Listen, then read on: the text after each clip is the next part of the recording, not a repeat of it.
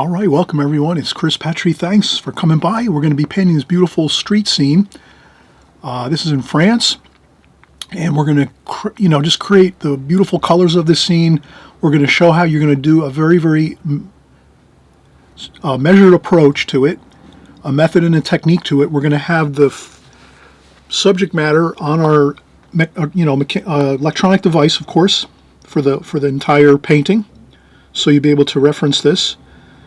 So we're going to have the reference photo here on screen at all times. We're going to talk about how you're going to block out all the main large colors and shapes first, and then once we have that all completed, then we go in and we do all the minor the other details of the painting that are sort of going to make everything come together and look like a completed painting. But the focus is the first large blocks of color and the shapes of everything. Second, we go back, we add in all the windows, highlights, some of the other things that you would see that are kind of, detail orientated.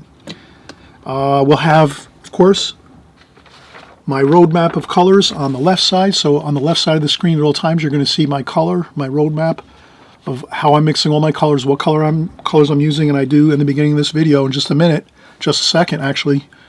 I'll just mention to you how you can just quickly look up my very short video on colors and how I use mixing colors on my palette, which is kind of very straightforward and basic.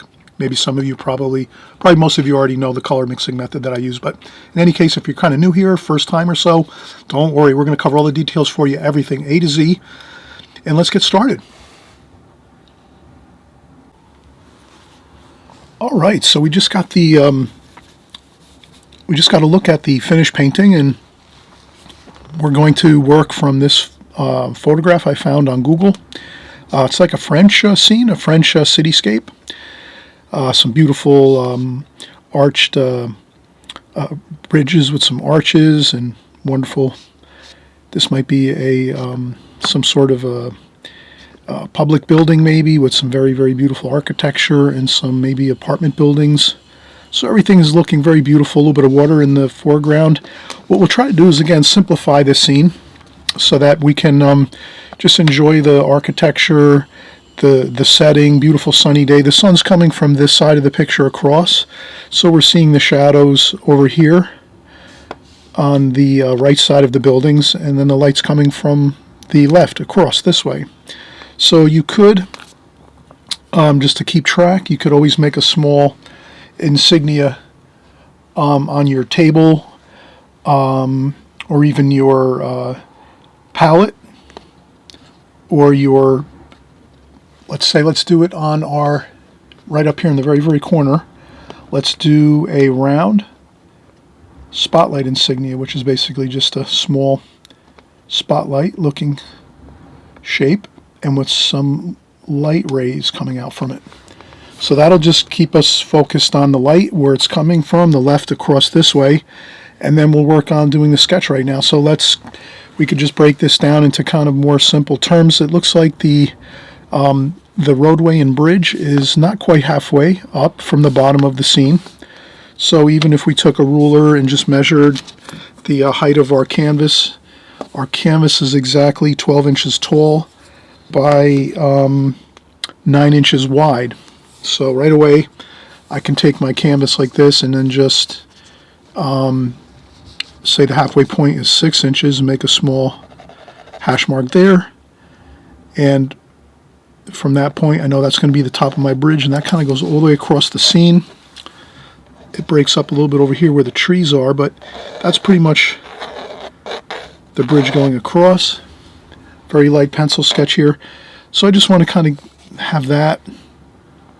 And in essence, I think what we're going to do is just get the underlying sketch with our pencil. We can use charcoal. You can use charcoal or pencil. And I'll just start to kind of look at the scene and say this corner of this large tower is center of the canvas, or the rectangle. So And we're in portrait format, so our canvas is vertical versus landscape like this. And then we can just say, well, if that outside corner there of this portion of the building over here is halfway, we'll just go, well, half of 9 is 4.5.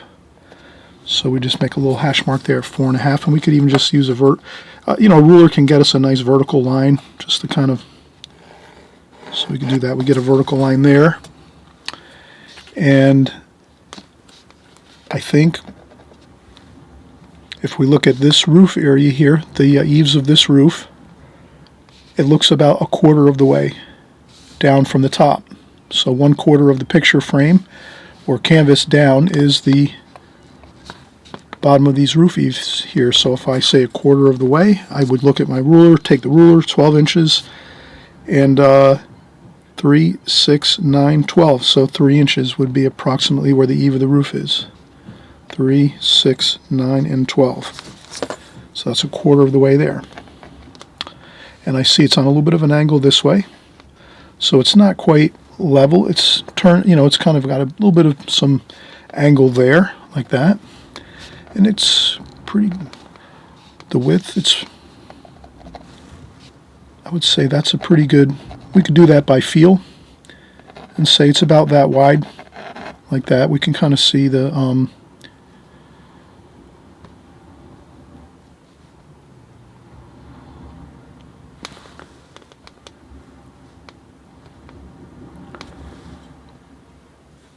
okay, like this here. And then over here, the same thing. The eaves of this roof here are on an angle that way.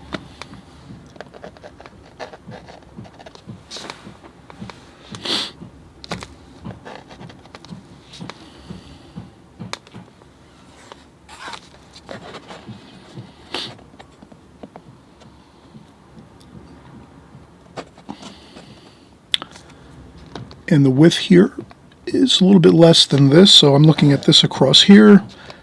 This width over here of this face of this side of the building is a little bit less wide than this. So I'm just going to trim that down a little bit like that.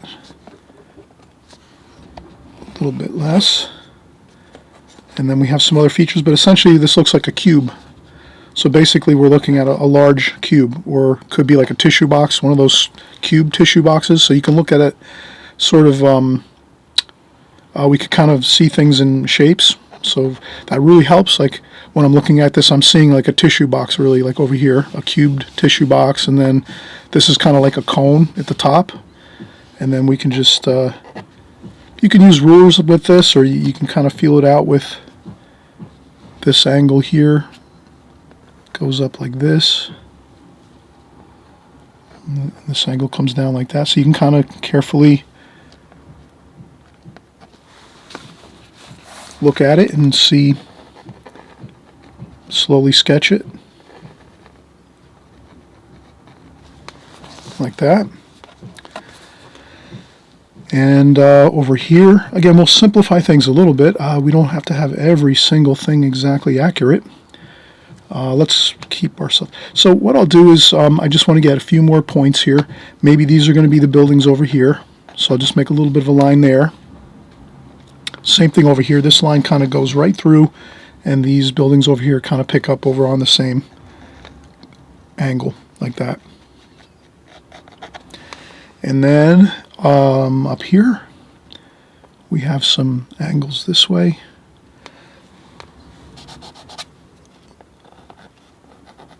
Like that. And then like this.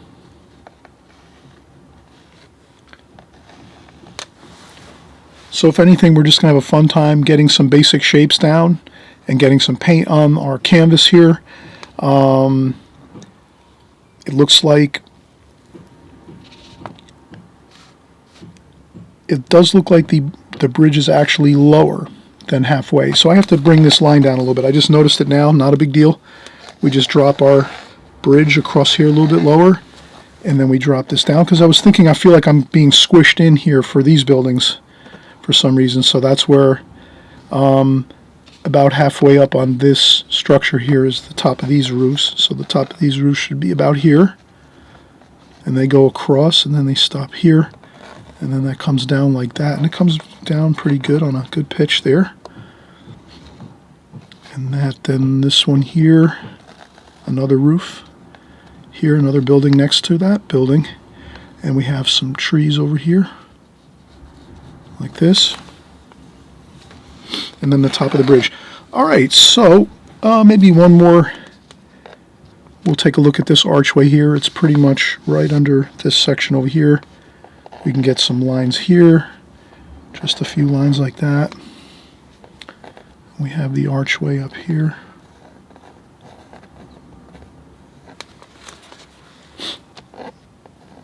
Like that.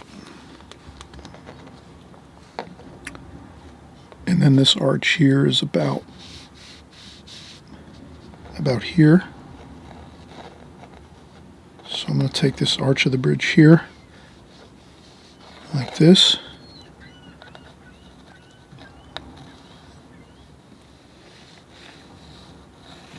And if everything doesn't come out perfect, you don't have to worry. You're just kind of getting some basic shapes here. The two arches for the bridge. And then there's lots of grasses and weeds and things over here. There's going to be some water down here. And again, it's an approximation. You want to get approximates here. You don't want to try to get too, bogged down with a lot of details and things that would kind of slow you down. I'll just get this over here, the shadow here. Other than that, I think it's pretty good. We just have a basic framework for our pencil sketch, which is going to help us to just get the paint on.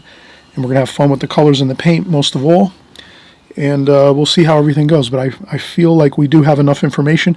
And now the next thing is we're really going to have a great time. We're going to actually cover this whole canvas with some yellow ochre to prime the canvas.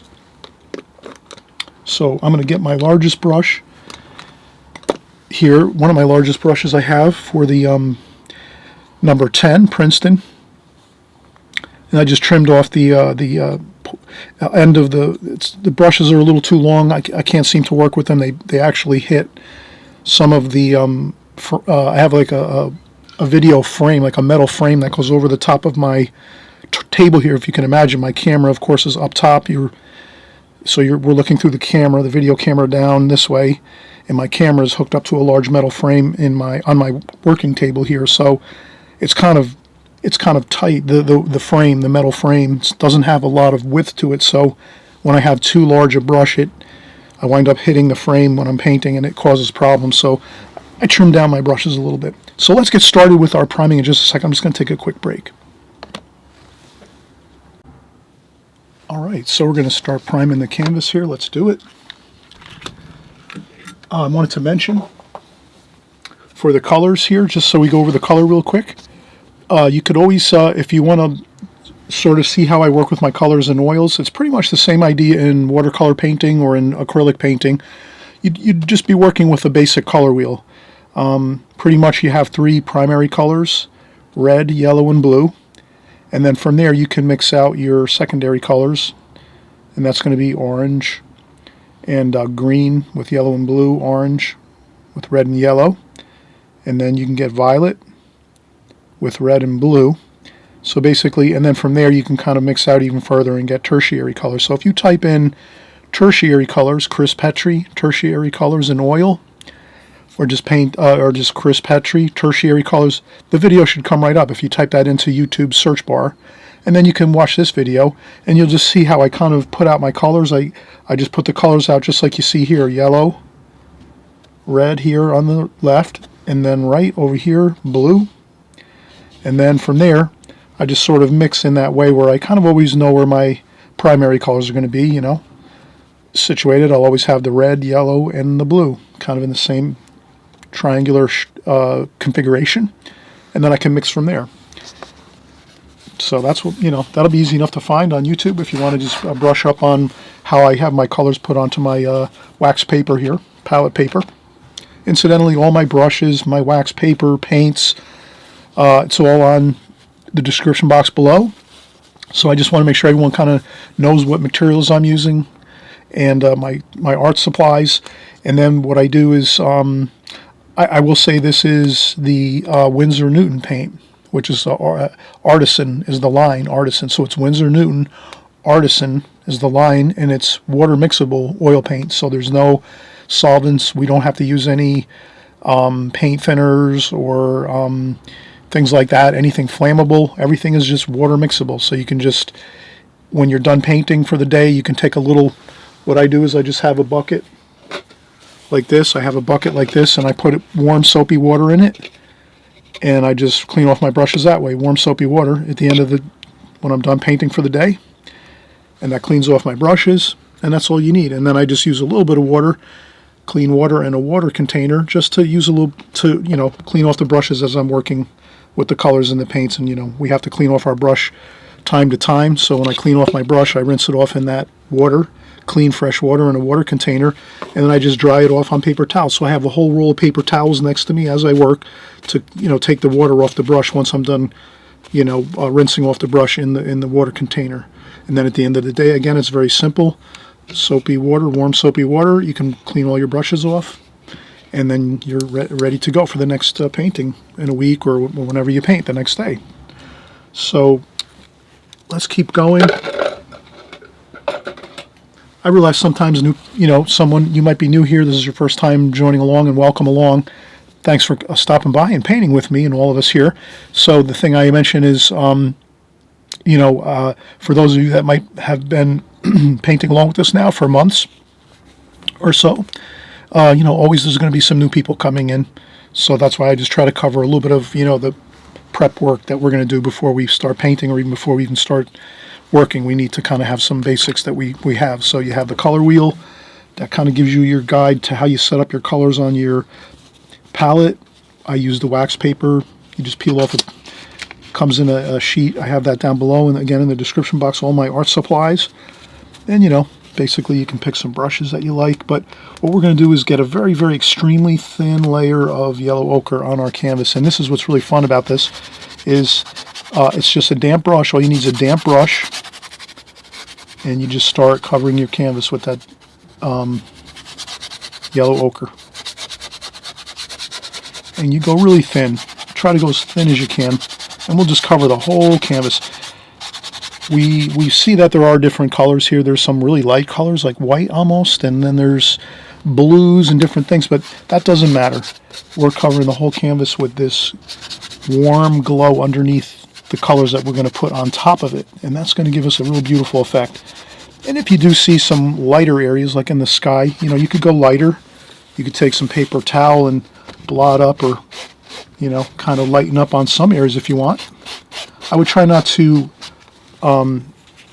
disturb the pencil lines too much, though, if you're going to lift up some areas. Or you can just go with lighter application of your yellow ochre in certain areas that you think are going to be lighter. But you have a fun time with this when you're putting on your yellow ochre. Cover the canvas nice and evenly. You can rinse off your brush in some water, dry off a little bit of the excess water, but then you still have a damp brush here. And then you can continue on and get yourself some good yellow ochre, thin, super thin layer of some undertone. You could even do this a day ahead or something like that, or two, and work on it when it's dry, the yellow ochre, or you can mix it like this right before you paint. And when you mix it, when you do it this way, like we're doing right now, you will notice that you have kind of like a nice, enjoyable mixing effect that you can sort of, you can blend some colors with the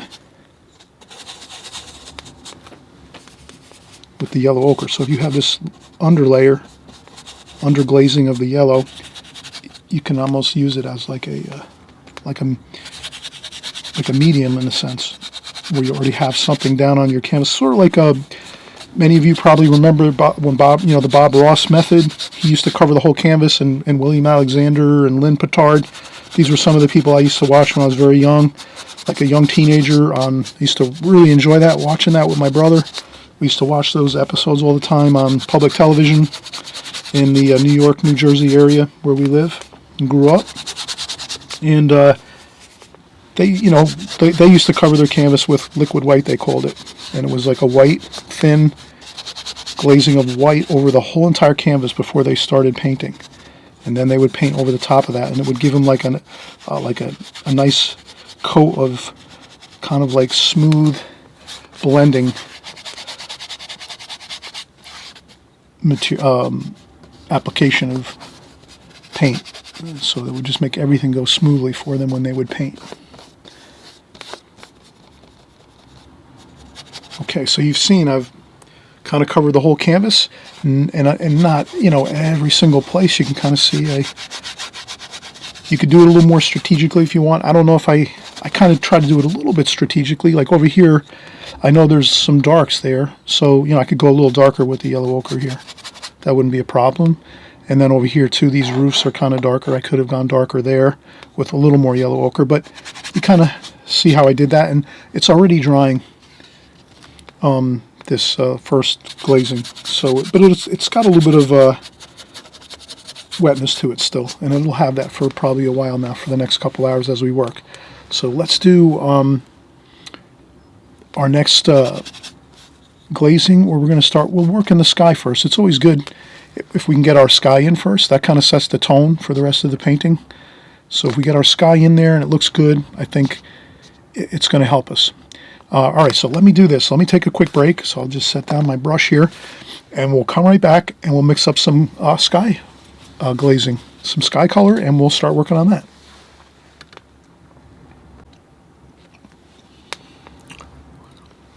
All right, so we're going to pick up now and start the sky glazing. I see some purple in there, some blue, a little bit of red, a little bit of yellow ochre. So yellow ochre we already have on there. It's kind of a light sky, so I'm going to start out with white here. Some blue, French ultramarine blue, and cerulean blue. And some alizarin crimson maybe, for a little bit of that purplish.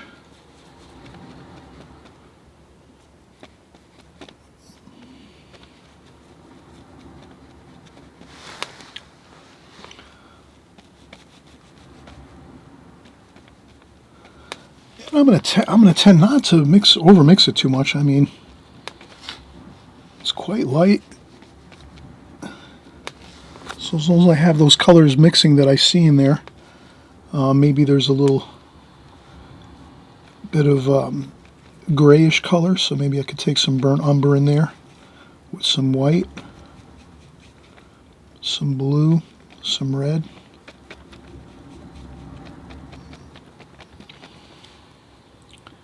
More blue. That might be good.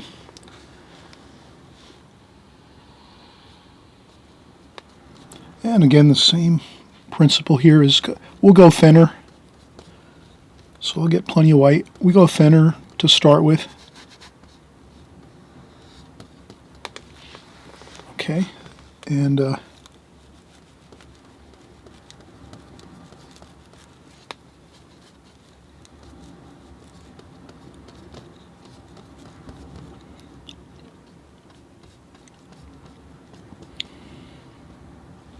I see a few chimneys here.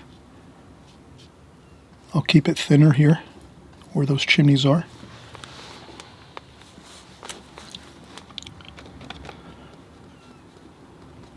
Maybe a little bit of cerulean. So let's just have fun, get some paint on the canvas here. Sometimes it's better just to go for it and have some fun versus stressing over things and second guessing all the day long.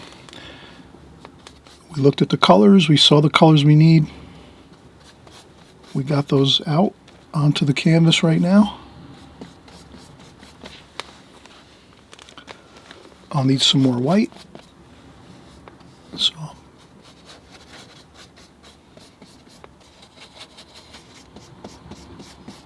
I will get some more white paint, squeeze that on the would say, if a good idea is, especially if you're just starting out. Now, if you have some experience, well, then you're ahead of the game a little bit. You might be thinking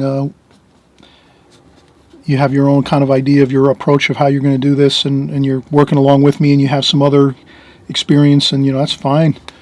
I'm more or less I've only been painting oils probably a couple years, and I used to paint oils when I was younger, in my teens. But in any case, my idea is, if you have knowledge, use your knowledge, mix it with mine, and see what you come up with. And if you're brand new at this, well, then you're following along what I'm doing more or less, and then you're also too being creative and thinking on the fly, learning new things. You'll probably come up with some new ideas yourself as you go, no doubt. And then from there,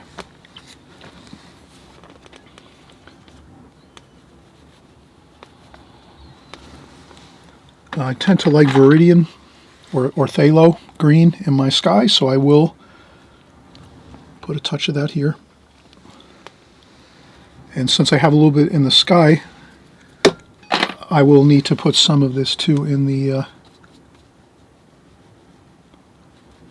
I'll need to put some of that green in the rest of the painting here and there. It doesn't have to be a lot, but some of that same phthalo green will need to go into the rest of the painting. So it's kind of like you want to have all your colors that you're using in your painting, you want to have them all throughout your entire painting, even if it's just a little bit. Like if you want to add some, like we're doing here, the phthalo green, just a tiny bit of it. It's very strong phthalo green. So if you do want to use some of that, and I do like to use that in the sky, well then great. We just want to make sure that we just need to add it a little bit here and there, just a little spot of it in a few different locations. Will kind of make sure it'll make the whole painting harmonize together, the colors. That's the key. Sometimes you'll see a painting that may have one color one place and then it's no other place in the painting, and it sort of looks out of place, and that's what happens when we don't harmonize our colors. So that's what we're looking to do. Alright, so I'm happy with the sky here. Maybe we need a little more color, some more blue in there. So I'll put some of that French ultramarine. And again, it's really nice. We're mixing the paint that we have. So we've gone with a pretty thick, glazing of paint up here on this portion of the sky. And you can X stroke to blend things.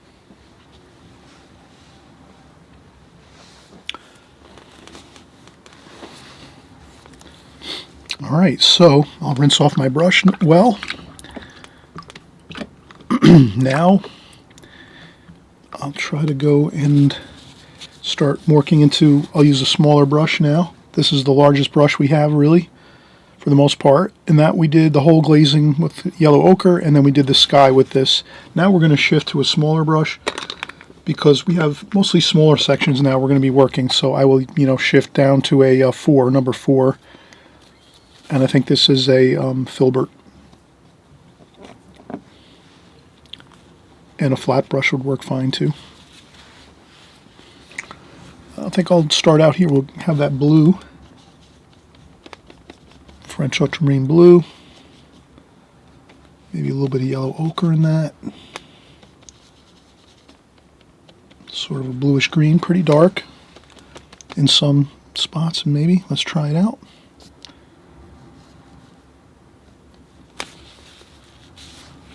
And always have some paper towels on hand just in case we lean into our paint.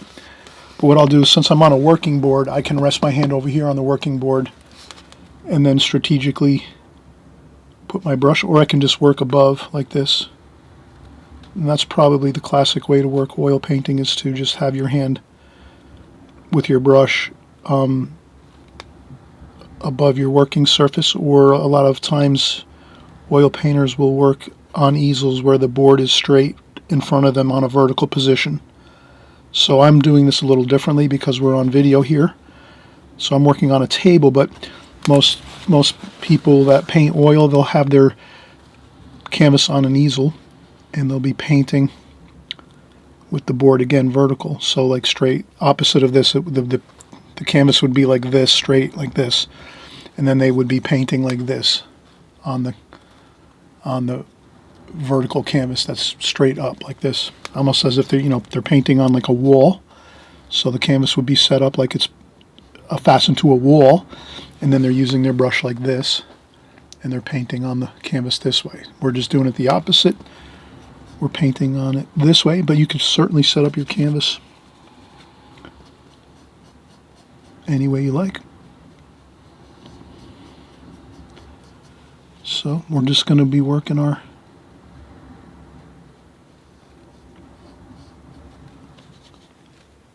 blue here for the roof.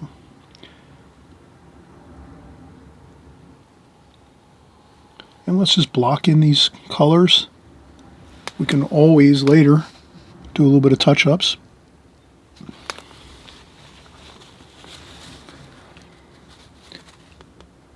And then I think I'll work right down into here with those same colors. I just noticed it's a little more purple.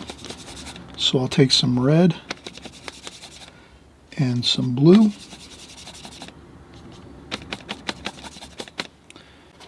And get some purple looking with some yellow. So I'll kind of mix and blend this in. I might need a little bit of, so I'm sort of mixing a grayish color there.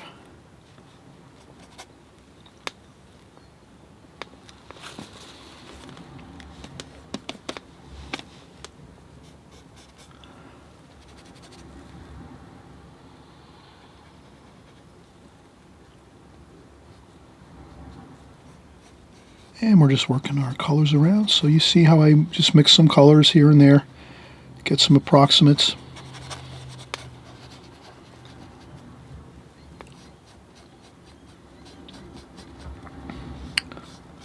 I'm going to leave some of that yellow ochre showing through.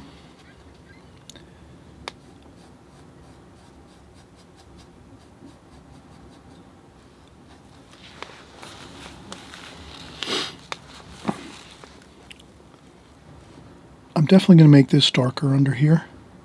There'll be a shadow under there, and it is on a little bit of an angle this way. So I'll let that kind of set up for a while, let that glazing kind of dry a little bit over here. And I think I'll probably start working in some of the roof colors. Yellow ochre, red, burnt umber.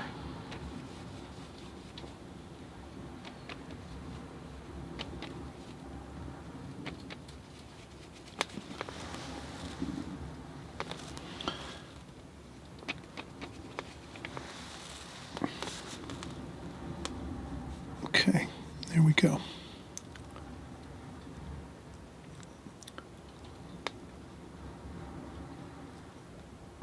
And we can block in some of the details like the chimneys a little bit later.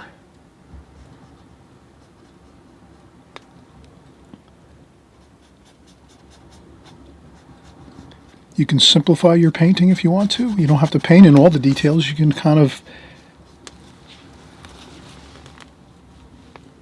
you can lighten this up a little bit. Maybe it's a little bit lighter here in the sunlight.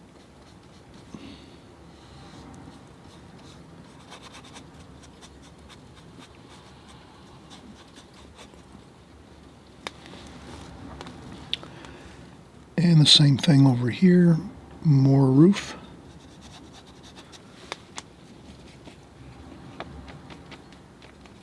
Burnt umber, cadmium red, a little alizarin crimson.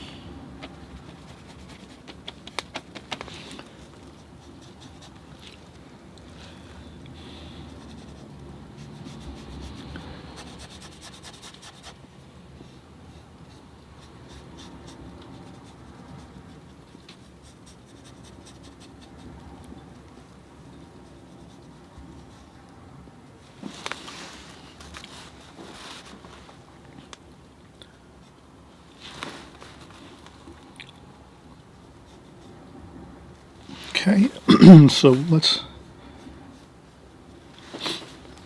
realize that there's some green trees over here, so we can leave this area open for right now. We could even start working in some greens there, but I think we'll wait till we mix some of the other greens that we have for down here in this section in the bottom of the painting. So I'll wait for that part, and then we can also work in some darks here. I see. So now I can take some French ultramarine blue, mix it in there with the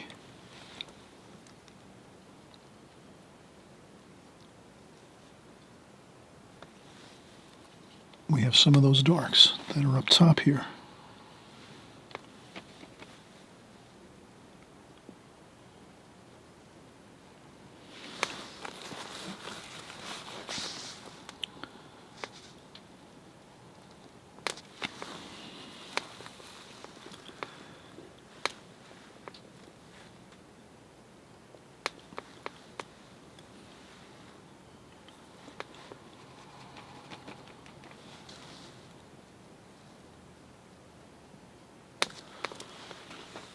I'll put a little bit of dark under the edge of the eaves of the roof there. There's a couple windows there.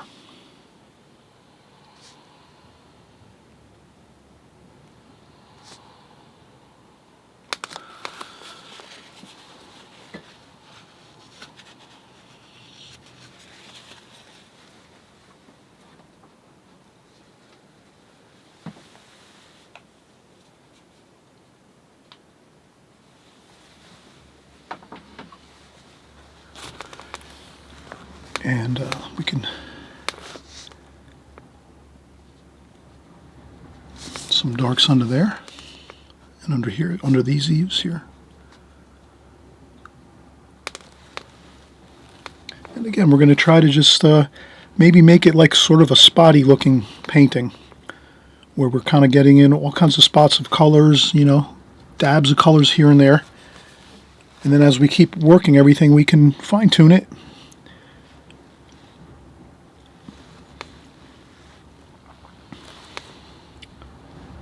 So since we're here mixing this color, which is sort of a brownish red, we notice up here this roof is pretty much the same color, maybe a little more in shadow. Might have a little like green in it.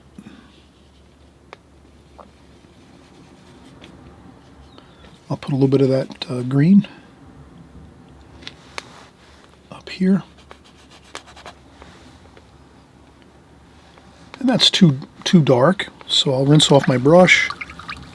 I had too much dark paint on my brush at this point, so I rinse off my brush, dry off my brush on a paper towel, and then go back in and get some of this here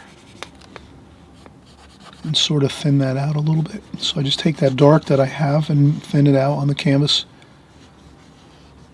like this and get the, again, the idea is thin glazings first when you're painting, and then you can go over with darker glazings of paint, and you can make those glazings lighter or darker if you want as you're painting.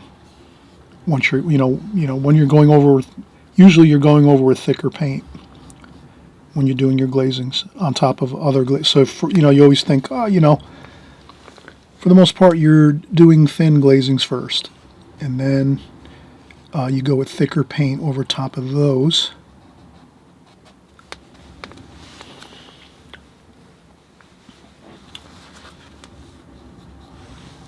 And then here we have kind of a grayish purple, yellow ochre. I'll just kind of mix up with like a purplish color I see here.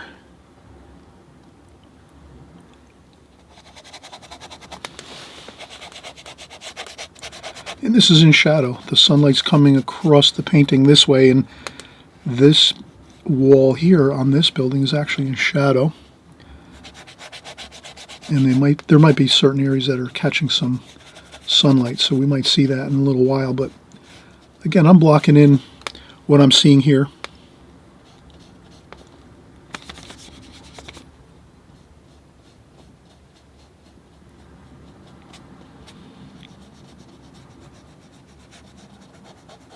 And if it looks like certain areas are really detailed with lots of different shapes and different colors and lights, and you can just sort of not worry about it and just simplify the area. So I'll just leave this simplified like this with this purplish color, and we know that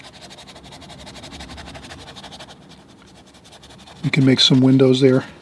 And we know that a little bit down from this section here, we have another roof. So this roof here is about, the bottom of this roof is about halfway here. So now we know we have a roof here. That's going to go up like this. And it's a little bit lighter, so I'm going to add a little bit of red.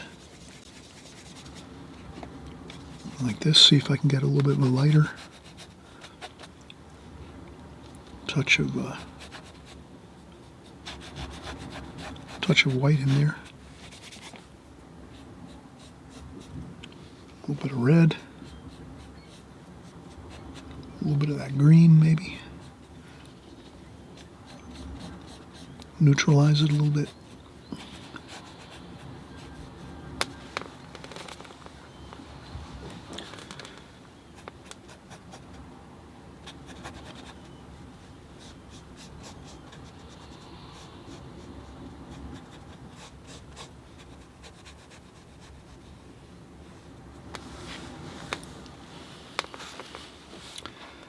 And then we'll go with a little bit of that darker mix underneath here. Under the eaves of the roof there. And the same thing here. We want to have that dark underneath the eaves of the roof. French ultramarine blue, burnt umber, like that.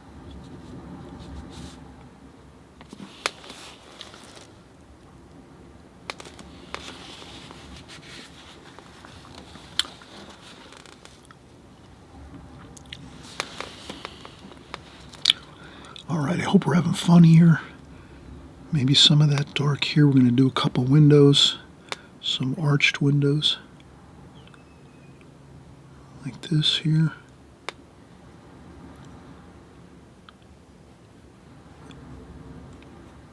And that's fine if you do some areas that are kind of like soft looking, like where you don't have to really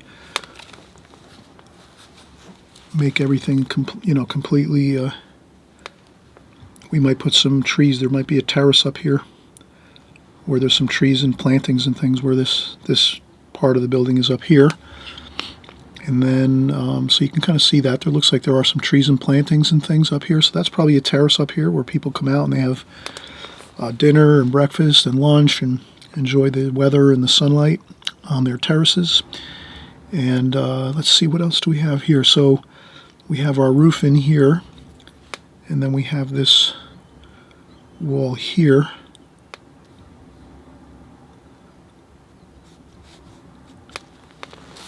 So this is sort of, I could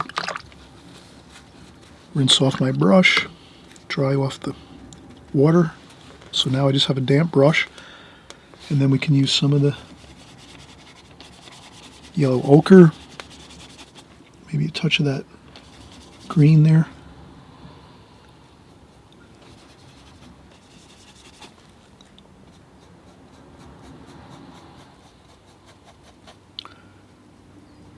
And since I'm doing a little bit of the green there, let me add some green here and there. And again, that's just the idea of add some of that green, just very minimally, but a little bit here and there. And that's going to really help. So that's why I'll just take the time out now. Take a little bit of that phthalo green. Just add a little bit of it here and there. Rinse off the brush. And I'll go back in with some of that yellow ochre, maybe a little bit of the white, just to sort of get some of that. And of course I'm going to leave some of the yellow ochre showing through. This is going to be the wall, the bridge. This is the bridge across here, like that. So I'm just trying to be aware of that. And we're still in great shape here. I will need some more phthalo green. So let's take another break quickly. I'll put out some more phthalo green because, like I said, since I did start to put it up in the sky, I'm going to use that phthalo green sprinkled in here and there with all of our paint mixes that we're mixing as we're going. But I don't want to keep mixing too many different colors. I think we're kind of going at a good pace here. You can kind of see how I'm just mixing things, and now I'm pretty much have everything. The mixes are pretty good. I have everything. I think this is about all I'm going to mix really as far as mixing colors. I think I'll just have to re-mix some more colors that we've already created. I just have to mix more because, you know, obviously I run out, and then I need to just mix a little more of the same colors. So we'll just keep working that idea of pretty much now, after we're complete with the sky and some of the buildings here and rooftops, on the top of the painting, we're pretty much good with our mixes. Only thing we will have to add is probably just a little bit of the greens for the foliage in the painting, the trees over here on the right, some of the plants and bushes and things along the water down here, and I think that's it. And other than that, I think we really do have mostly everything handled really well. So it's just a matter of now pushing through and taking our time and just getting the rest of the painting done. And again, we're not looking for perfection any one place in the painting. We're just looking to block in some colors. And once we're done blocking in all the main colors in this painting, then you can go back in and do some fine tuning with a finer brush and maybe do a few more details. But I think the best way to always go is try to just, even though it looks a little funny, I know it does. You're looking at this, and I'm looking at it too and thinking the same thing. It looks kind of like primitive and blocky looking, but that's just the way art is. When you're kind of in the halfway through your painting mode or process, it doesn't look that finished looking, and it doesn't always look, let's say, very pleasant looking.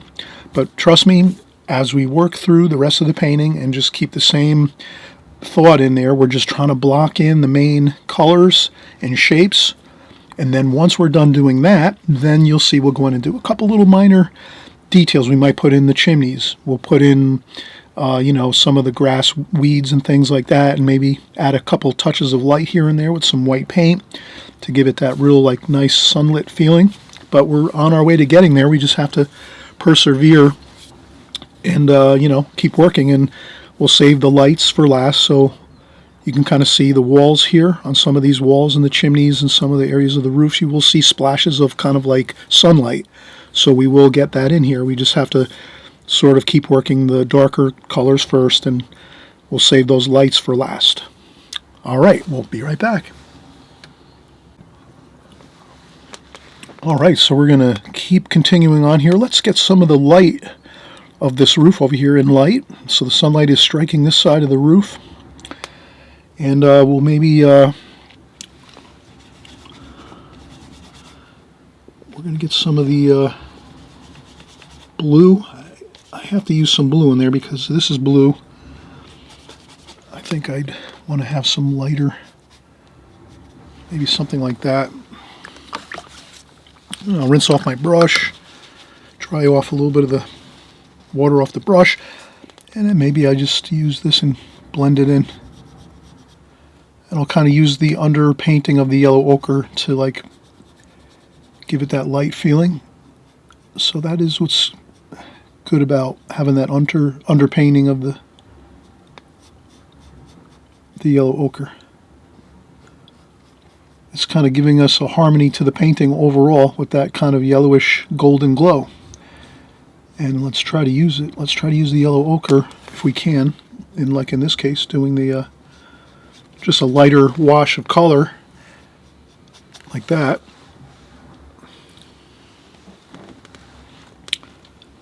And then we can take some of that dark here and some blue. Let's see if we can get some shadowing under here.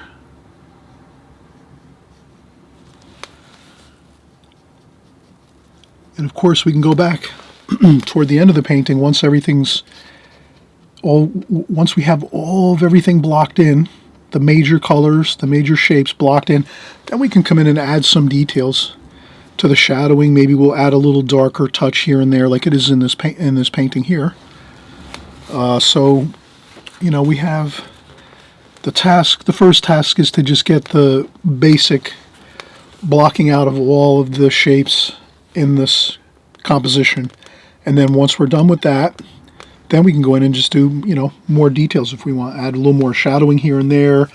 Add a little bit of touches of light, like some white, yellow ochre and white paint. I'll start getting these shadows in over here.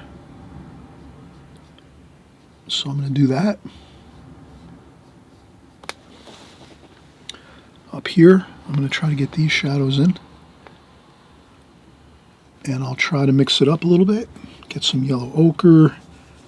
We'll come over here, get some of that going. So I want to sort of change up maybe a little bit of blue, cerulean blue. So I'm keeping track of my colors here as much as I can. Like this. And once everything again is once the major portions of this are blocked in, then you have more freedom. You can do more details to it. The key though is try to do less details from the beginning. Try to get just like a crude first coverage of everything. And even though it looks odd or even unpleasant, that's what you have to fight through as an oil painter. You have to think to yourself, now if you haven't done this and you've just started for the first time, or it's your first time here, welcome again. If it's your first time painting in oils, have fun with this. Just, you're in the beginning, you're just having fun mixing the colors and putting down paints, and that's fine. And if you've been painting a little bit, maybe, half a year of oil painting or so, then you kind of just realize, if you've done this a number of times, you realize, okay, I understand that the painting's not going to look that pleasant looking and pleasing looking in the beginning, because I'm just crudely getting down the blocking of all the information like this, like we're doing. See, we know there's a lot of stuff where we don't have here. We don't have the chimneys. We don't have some of the finer little details of lines. We're missing the lights still. We don't have some of those really bright lights. We'll get those in later, but that's why I say it doesn't look like a finished painting or a pleasant looking painting in the beginning, but you still work on your darks first. So we just get in all of our darks, except for the sky. The sky is pretty light, and that we did first, but that's fine. But everything else, we're pretty much getting in the darker sections of everything, the darker passages, the shadowy sections, and the darker tones.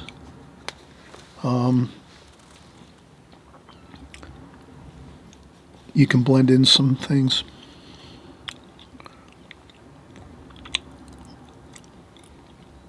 Okay.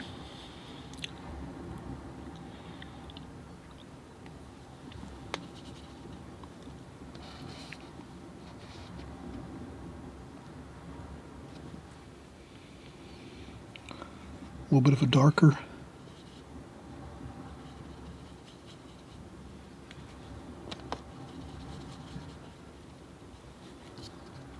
So you can do a little bit of a darker bit of highlights.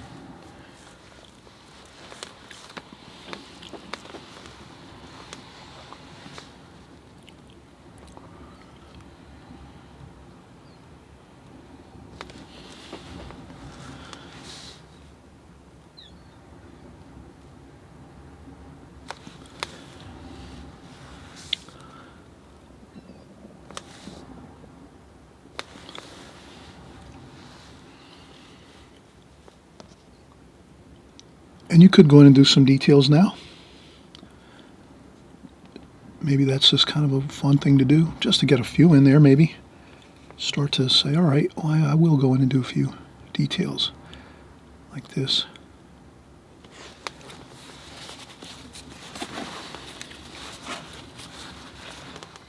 And then that might just give you that encouragement as you're doing your painting, if you put in a few of those really dark darks or details that you're going to work on. That will actually start to give you the encouragement, I guess, in a sense, when you're looking at your painting, saying, okay, if you add a few details like that, you start to see it, how it's starting to come together a little bit.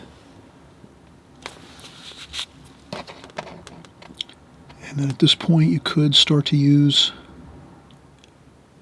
a dowel or something to brace your hand. I'm trying to work from the edge of my painting over here.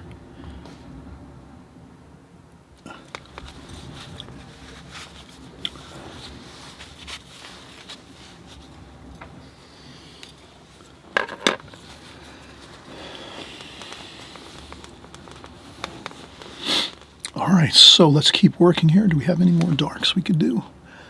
There might be a really nice dark here.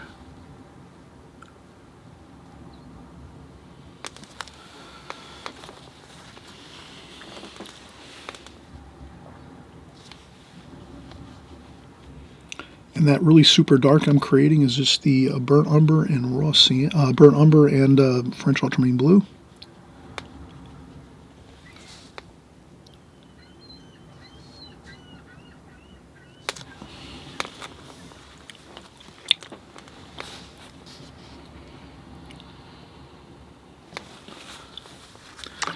And I rinse the brush off. And if something happens, you can always scrape off a little bit of paint. You can use a palette knife if you have a little bit. You maybe added something a little bit too dark to paint. You could just lift it off like that. You could just scrape off the paint, and we'll come back and touch that up later.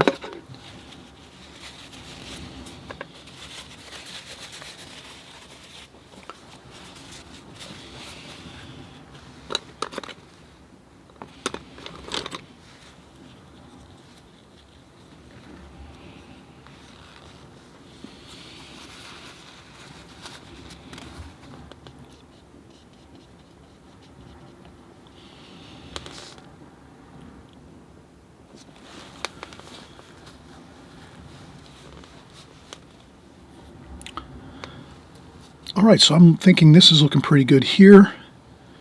I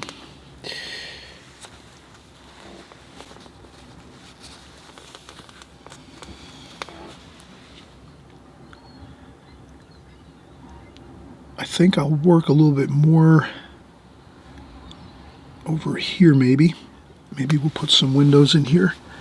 And I'll go with a smaller brush. So instead of doing some more smaller details, I'll leave some of these smaller details till later. And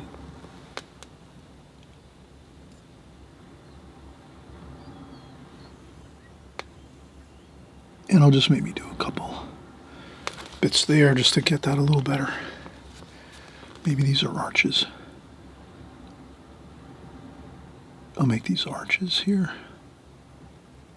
So I'll just bring those out a little more. These were looking like Gothic arches, but I think we'll just make them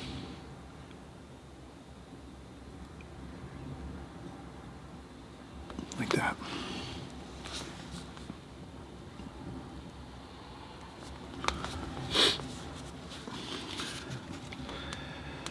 All right, so we're going to keep working. Let's get the bridge now. Let's do some of the grayish colors here in the bridge. So we'll take some white, some of the brown and blue, maybe some of the red, a little bit of that green, phthalo green, and we'll just put that in here. A little bit of yellow ochre.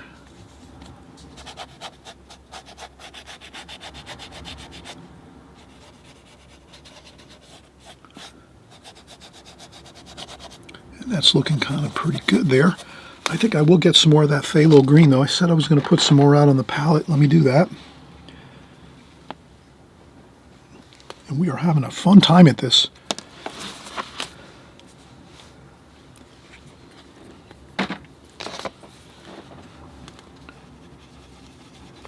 So I'll get a little bit of that phthalo green, just a tiny bit of it, and put a little bit into the this section over here. We'll pick up some of that blue sky color.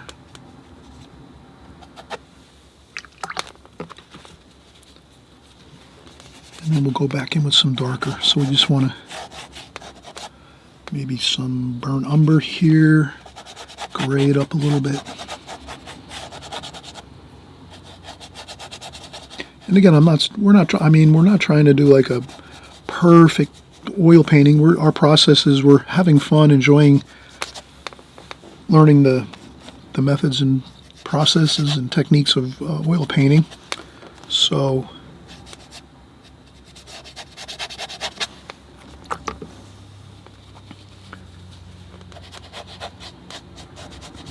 and we're having fun at the same time. That's the main thing, having a good time, enjoying it, realizing we'll just get better and better. Every time we do another painting, we're a little bit better every time.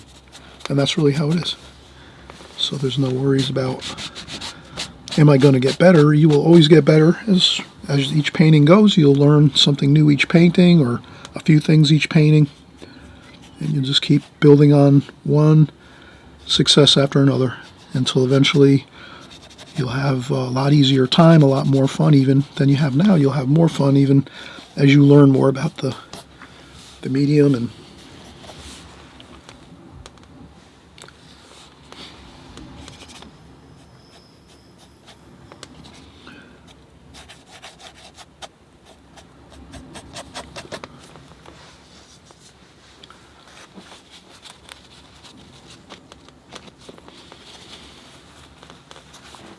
And again, let's get some of those darks in here. We could come down here maybe. Burnt umber and French ultramarine blue and some alizarin crimson.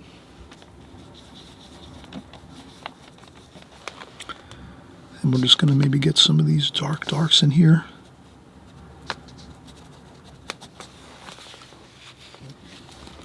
For the arch under the bridge.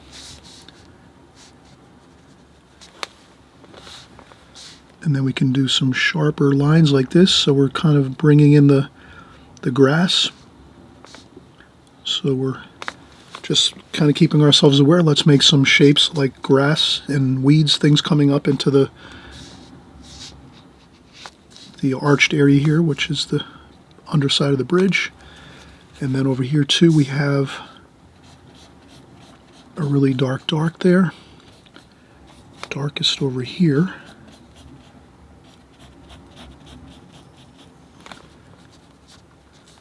And the same thing. Let's make take my brush and I kind of move my brush back and forth in a wiggling kind of fashion. And that's when you can get those sharper lines for the grasses and things.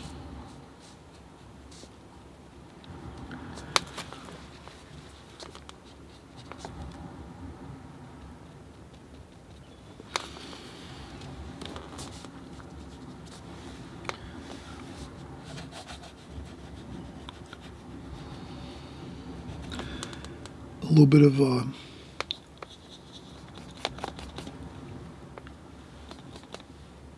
bit of white and blue over here on this side. A little bit lighter there. Touch more light.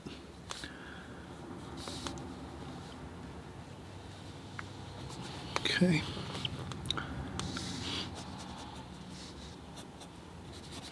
Same here, it's a little bit lighter. I would say my brush strokes, I'm going to try to keep my brush strokes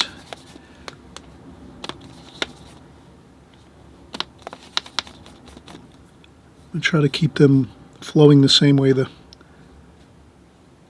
arches, like that. And I'll just keep that dark in there.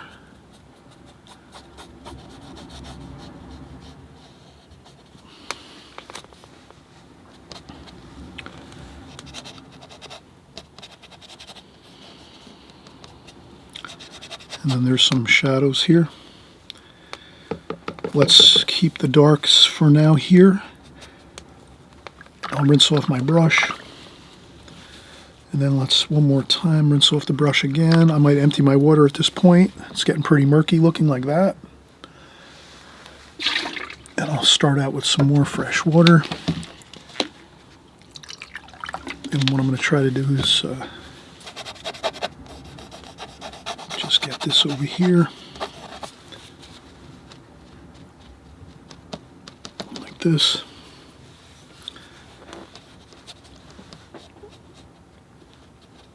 I think I'll start.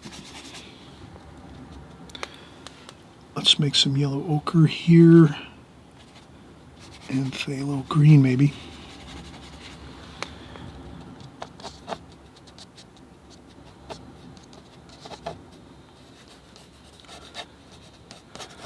So here I'm just going to get a little bit, take artist liberty and just do a little bit something different than maybe I'm seeing in the painting, like this here. Yellow ochre, phthalo green, maybe a touch of burnt umber. Over here to make it a little darker, so a little bit of burnt umber on that green on this side. So there's some shadowy green over here with a little bit of blue, maybe too. Make a little bit of a bluer green, like a cooler green over here. Just like that. I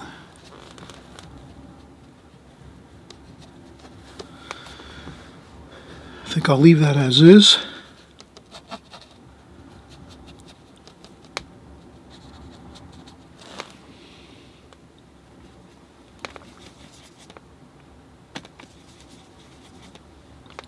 Some more of that green over here, maybe a little bit lighter.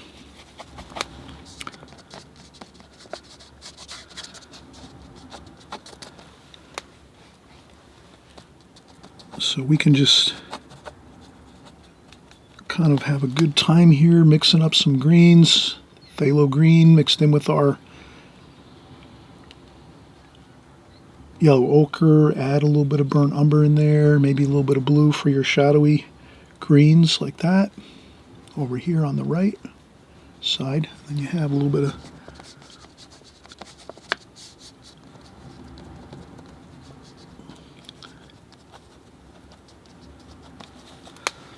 and we just come right across. And it might be a little bit darker than what we're seeing here in the painting, the greens that we're putting across here, but I think that's all right. I think most of these are in shadow, maybe some of them are, we could add some highlights maybe. But I just wanted to get this part kind of completed here.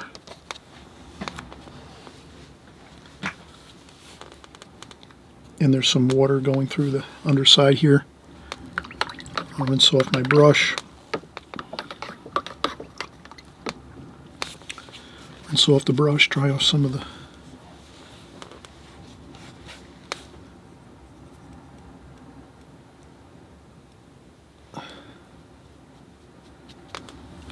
okay, so we're just gonna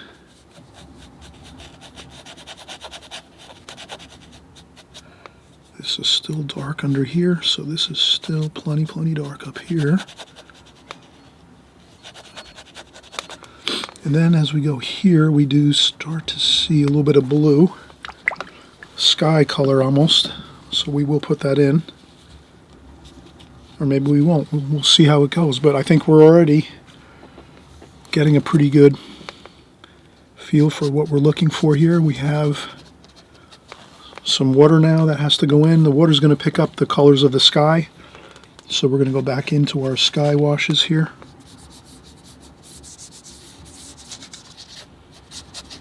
Like this.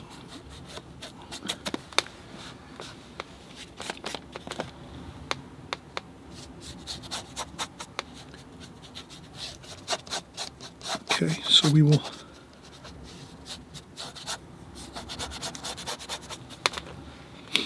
and again our sky washes, a little bit of cerulean blue, a little bit of French ultramarine blue, a little bit of white, touch of phthalo green too, and then we have our water here.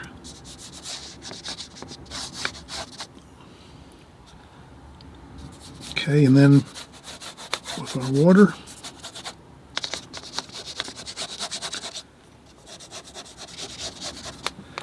we can maybe put in a little more of the greens. We rinse off our brush one more time.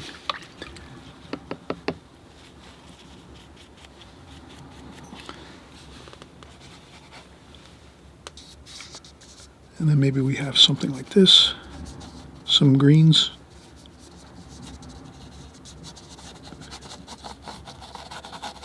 Here, a little bit of the darker greens over on this side over here. A little bit of blue in there. Yellow ochre, blue. Okay, we can put a little bit of that there.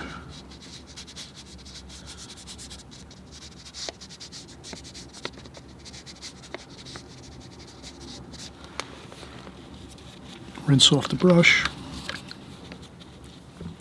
Dry off the brush. Yellow ochre. A little bit of phthalo green.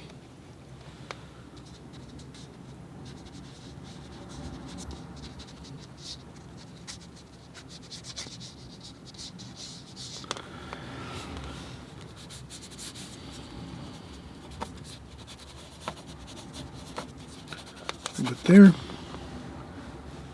I just had some down here at the bottom of the painting.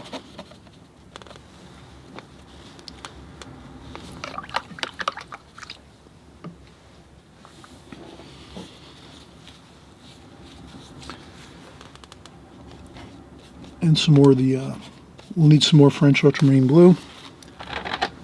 So as you need more color,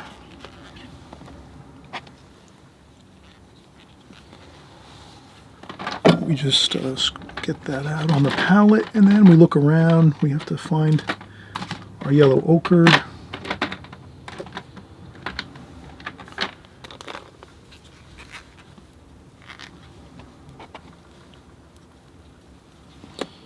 Phthalo green, we might be good on that. Let's see now.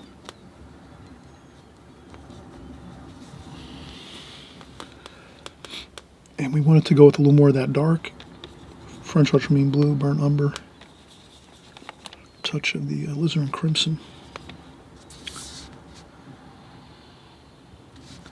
And I just like to sharpen up this here a little bit.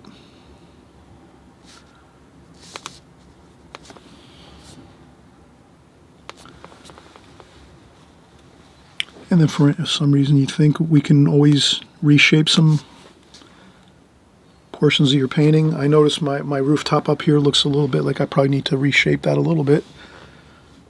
I'm going to see, maybe not.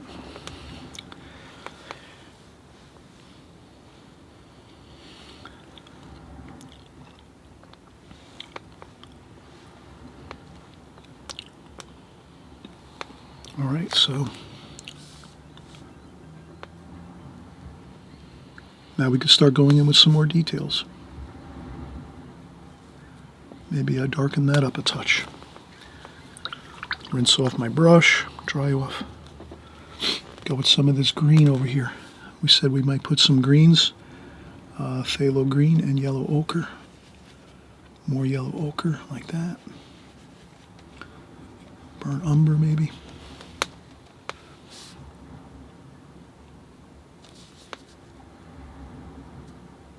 Have a little bit of greens up on the terraces up here.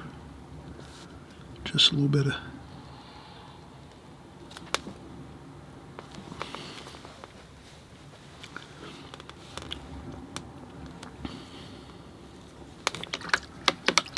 all right, now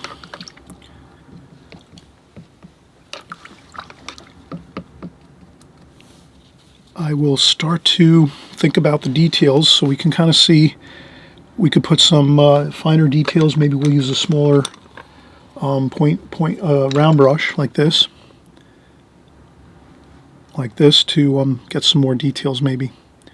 But you can kind of see we've blocked in pretty much everything. All the main colors and architecture of the whole scene is pretty much blocked in. Now we can just add in some of these fine details, like we're seeing the some of the windows over here and windows here. Same thing here, windows and doors over here. We could add in some, maybe a couple chimneys. There's a couple of chimneys on the very, very top of this building here, on the rooftop area. And then maybe a little bit of detail on the shores over here, where the bridge is in the river. So there's a river under here, and it's flowing through, and we'll kind of do some shadowing too. I see some shadowing under here and across here. So we'll take a quick break now, just another quick break to, this is the step that we always kind of stick to, taking some breaks here and there as we're working through the painting, and also when you kind of get all of your major areas of your painting blocked in like we have right now, then we, before our break, or even when we're coming back from our break, if we take a 5 or 10 minute rest, we come back, then we start looking and saying, all right, maybe I'll start on this side of the painting over here and just look at the details and maybe get a couple of these details over here and then work over to the next area and sort of do that, add some details, maybe not everything we're seeing, but get a few here and there in. And then once we do one complete work around the whole painting of some details, then we can go back again and say, oh, do I need anything else? Should I add any other details? Or maybe I should leave it as it is. So that's where you kind of sparingly add your details as you go. And if you need to go back in again, after we'll do this next round of going through the painting with some more finer details, then once you're done with that, you'll just ask yourself the question, do I think it needs some more details? And you can always let it go a day or two and then come back and look at your painting and say, oh yeah, I think it needs a little more details, or no, I think it looks fine. It just looks good the way it is. So that's your judgment. You're the artist. You're going to figure that out. But again, a good game plan is always start out with just the major sections of your painting, block those in, and then we'll go in and we'll start adding some more of the details. Okay, so I'll come right back in a second. All right, we are going to get some details in now. Let's start off here with the flat brush. I think we'll start out over here on the left-hand side. And I might just change up from what I see there. Maybe I'll just go with a couple kind of windows like this here. Let's do a couple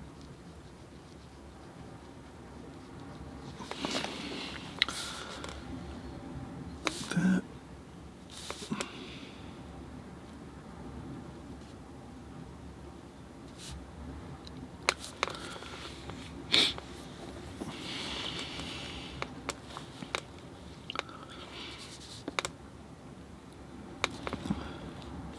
Maybe a little bit of dark in that mix there.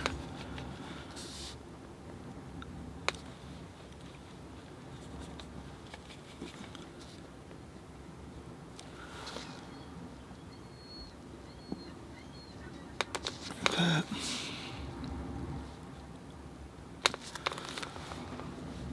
I've got a door there, maybe. Maybe we'll do an arch door.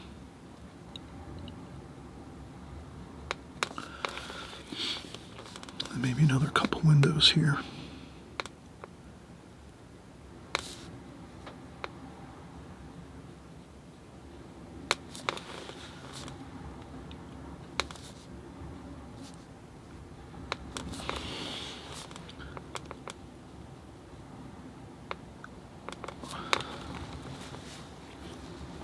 Okay, so now we have some darker darks there.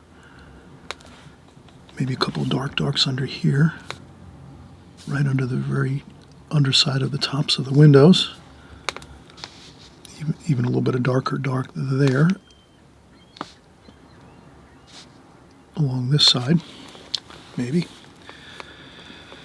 And let's see what else we have. Yeah, we could do some more windows over here. So I'll add just a touch of water and get that dark going there. Burnt umber, French ultramarine blue, a little bit of alizarin crimson.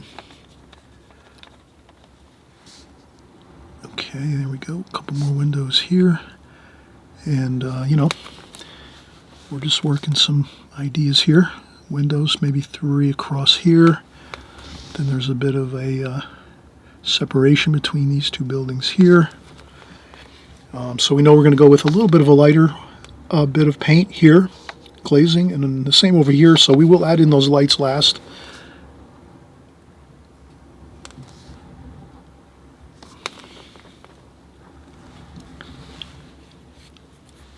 And I'll put those windows in a little bit more French ultramarine blue.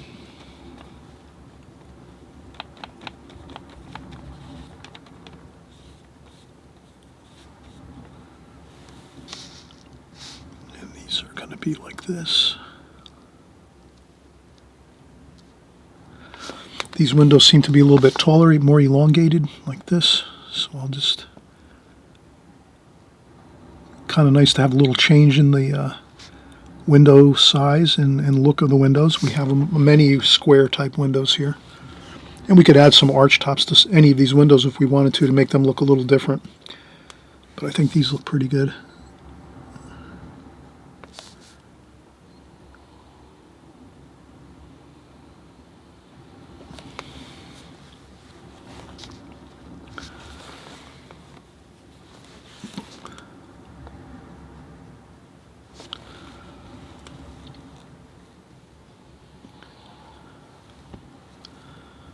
Okay, now, again, my idea was just to get the block everything in, and now just kind of work on the details, and then we can keep doing that now as we go. So I think I will maybe switch brushes to a round brush.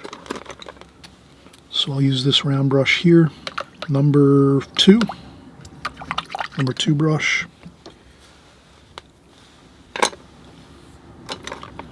And I might make these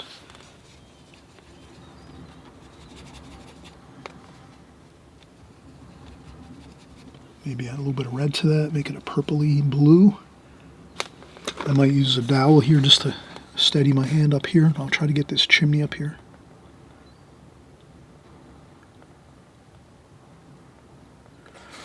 And then there's another chimney over here, very dark, so I'll go with French ultramarine blue.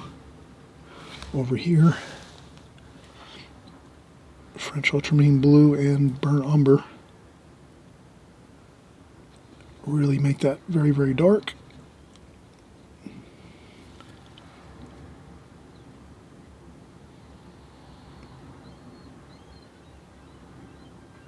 Like that.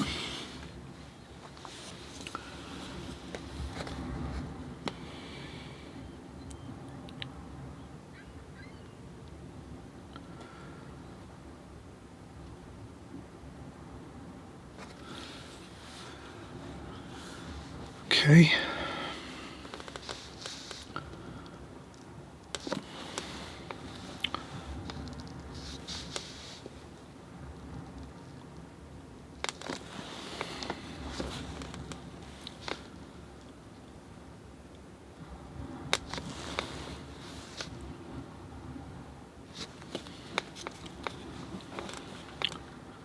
Okay, now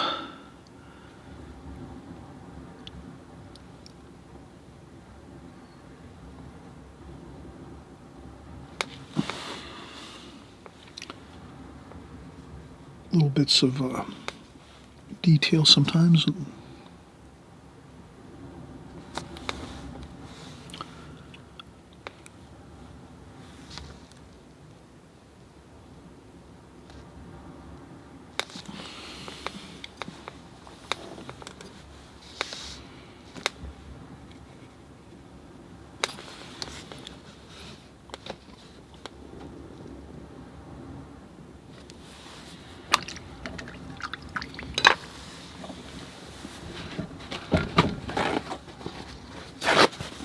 More paper towel.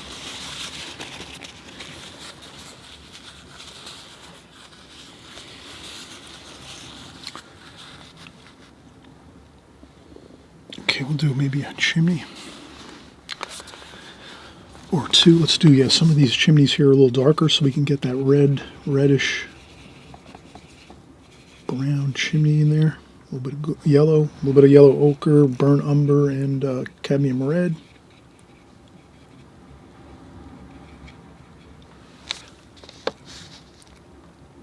And this might be over here.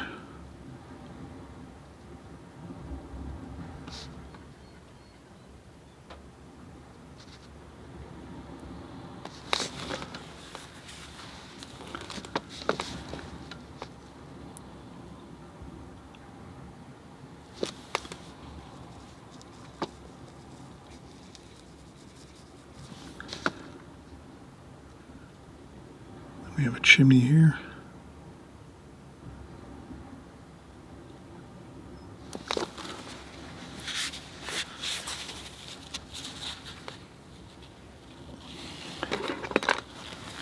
I could scrape off a little bit of this side of the chimney so I can make that white paint.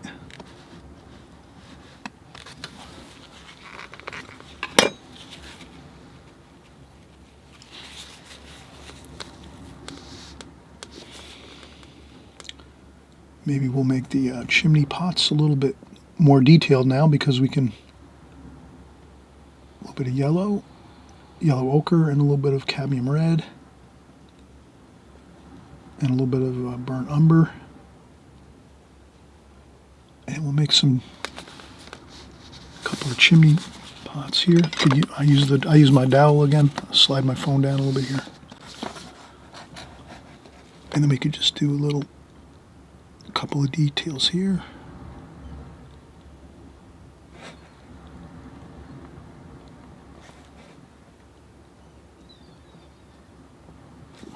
Like that.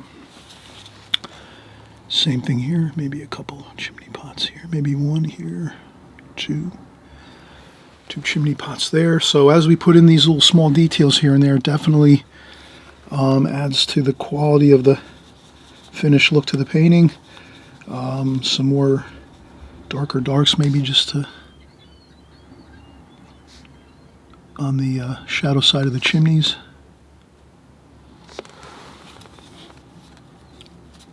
We'll have a little bit of light coming across the picture.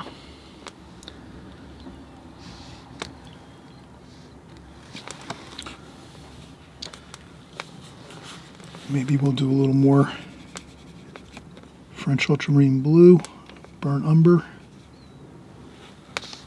and we'll have some shadow under here.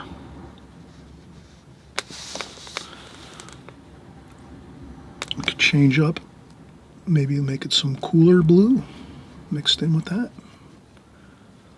Kind of a shadowy blue there. Sometimes it's good to have long lines. If you have long lines running through your painting, it's good to break them up a little bit. Maybe add just a little bit of different color. A little bit of green maybe. Sort of, it's just good to maybe not have one line running through the whole thing. So we break up that line a little bit.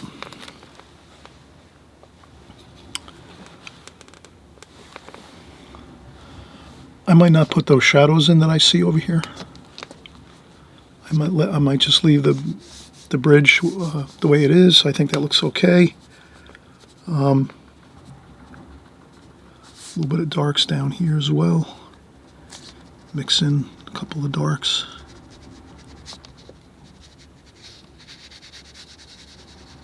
Like this.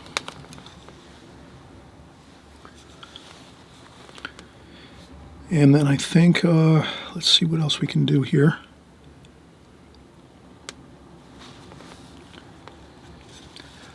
There's a bit of a shadow here.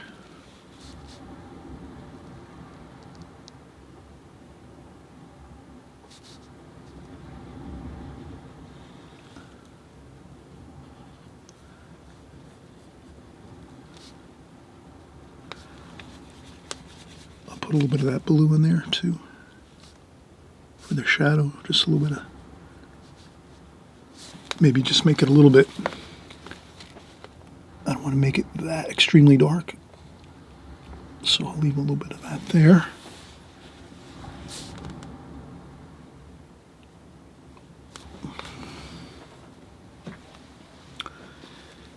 And as we see, the more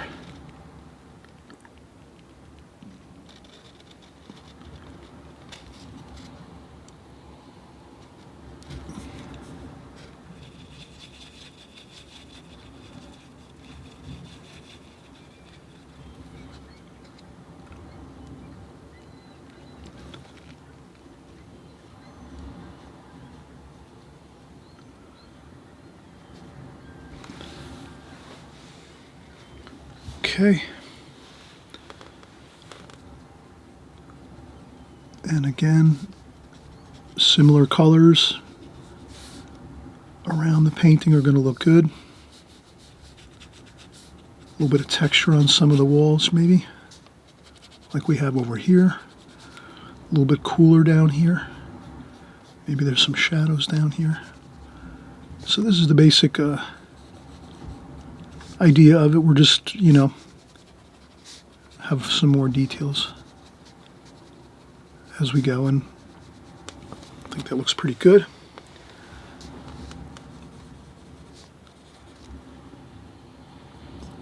And you can certainly put more glazings of paint over your walls of your buildings and things like this, and the rooftops if you want it more thicker paint. I'm leaving a little bit of the texture of the canvas on here, but the choice is yours. You can always add more paint. And then I think what we'll do is we'll mix up some, I'll rinse off my brush here and dry off the brush hairs, and then I'll take some white and some yellow ochre.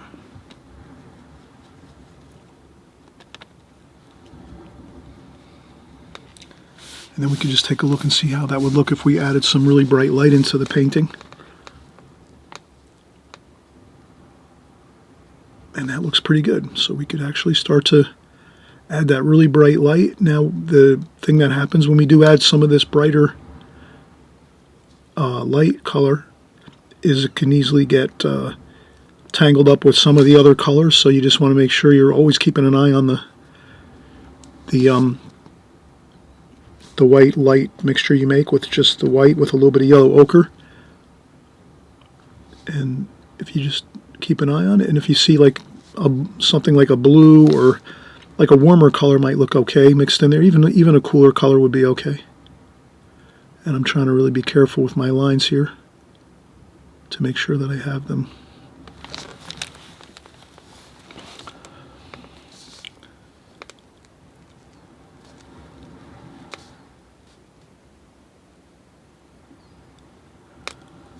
And then I'll just go with the picture. I'm going to just keep referencing the photograph we have, like this. So the light stops here, the sunlight stops there. It's pretty much light through there. There's some more light coming into here like this, kind of like a broken edge of light, like that.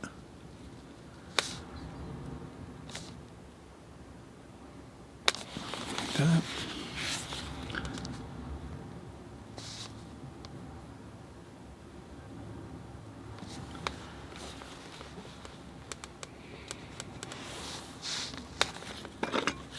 Again, if you need to get a little bit of more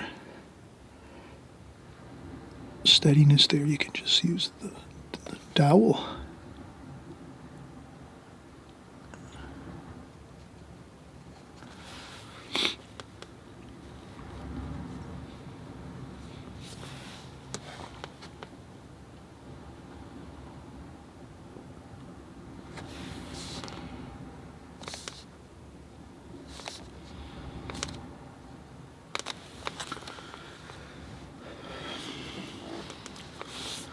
Alright, now we'll take some thick white again, mix it up a little bit, just a tiny bit of the yellow ochre, a little bit of tiny bit of yellow ochre in there.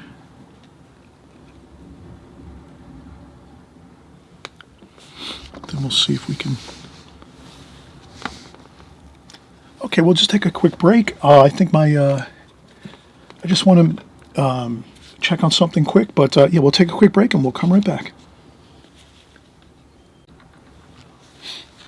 Alright, so we're going to get back into business here. So I'm going to set this brush down for a second here. I'm just going to use this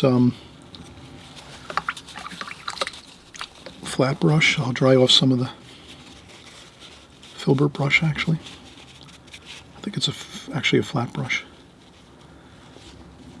We'll take that and get some more of that light. Yellow ochre with white with just a titanium white with a touch of yellow ochre, and then I'll use my rod here just to keep myself steady. I'll set my brush over here, and I'll just Okay.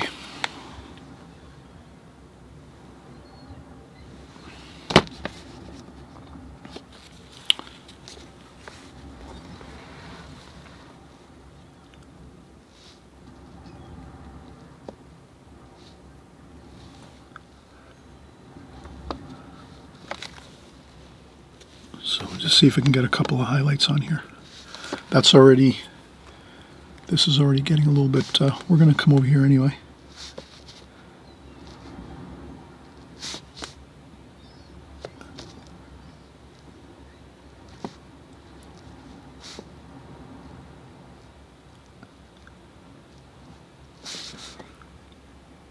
So this wall is going to be light, bright.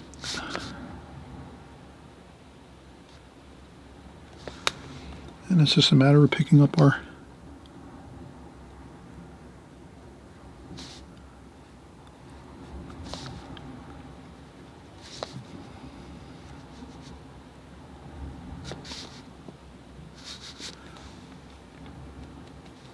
tiny little bit of yellow ochre. Mix it up. And at this point, it's got to be a little bit thick to paint because we did paint quite a bit of, but it might, you know, if the paint dries while you're working or if you come back the next day and do your details, then you can use thinner applications of paint. That's another thing too that's really fun about oil. If you let it dry a couple of days, like especially the water mixable oils like we're using here, the Artisan, Winsor Newton Artisan, if you let it dry, like let's say you block in all your main colors day 1, then maybe like you wait day 2 or day 3 to come back and do some of these details, you'll notice that you can get in these lighter highlights and things without a lot of difficulty and not having to use maybe, let's say, as thick a paint. But if you're working on a wet surface, like if we just painted this, you know, this is still, the yellow ochre underneath is still a little bit wet, so that means that we have to sort of take that into account as we're painting.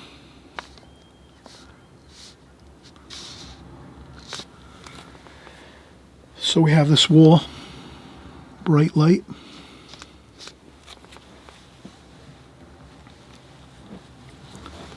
We'll put a shadow in on top. We can also do a little bit of just highlights here.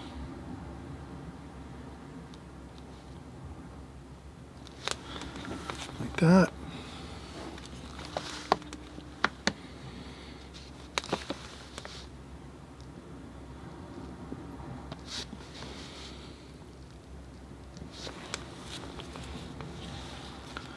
And if you don't like a shape or something that comes out, lift it up with a tissue. And go back in, maybe just reshape it. Like that. And again, we're looking for a couple of highlights here and there. Doesn't hurt. Let's try that.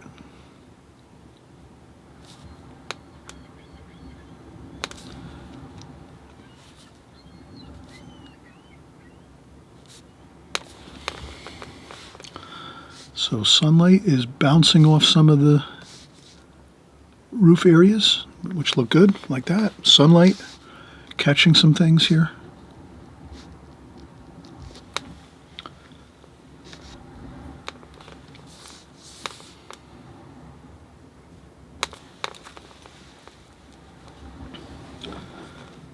Of course, here, top of the bridge, we're going to have a little bit of highlights there.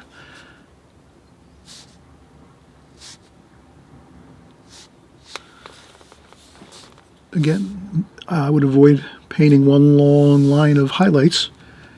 This tells the story just as well. A couple little dabs of light on the bridge there. That looks good. Could add a little bit of highlights to the trees.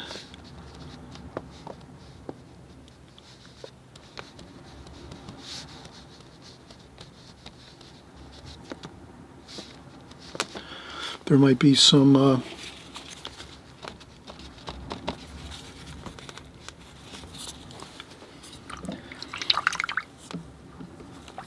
don't like that highlight too much on the trees with the bright white. for some reason it doesn't look good, so I'll go back in and get some yellow ochre.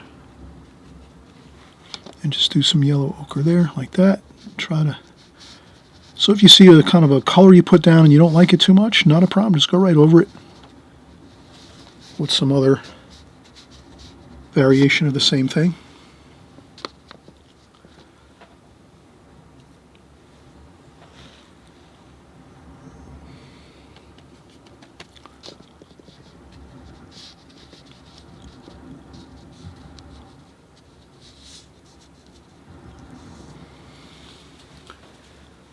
There might be some white, yellow ochre white down here maybe. Let's try it, see what it looks like. Pick up our white, a little bit of yellow ochre in there, maybe a little bit of highlights in the water. Probably going to look good.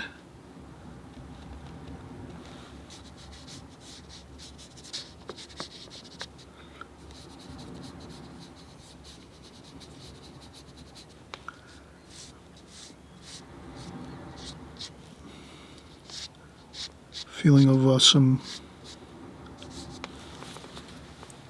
water. Sometimes we just take the brush and drag it across the canvas like that. Then we go with a larger brush that we started with. So if we take the larger brush we started with, dry off the water, and just with a damp brush, we just take that white that we put on there and just kind of drag it down a little bit like this,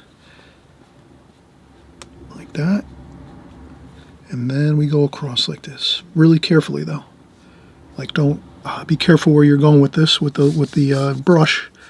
We don't want to start going over the bushes or trees or brush and weeds and things on the water area.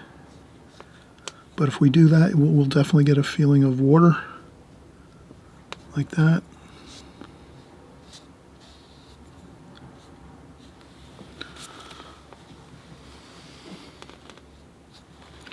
There might be a little bit of darker.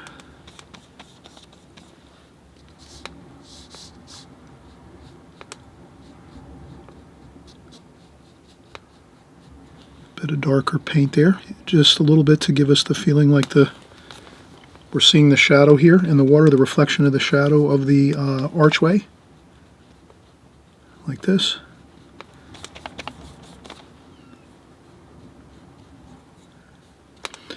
And just a little bit of that really works, you know. Doesn't have to explain the whole thing, just a little bit.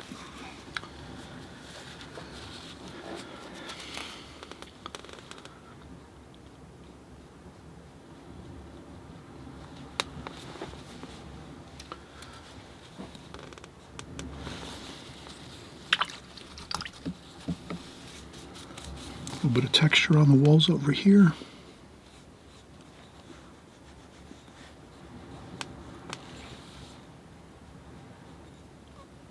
Like that.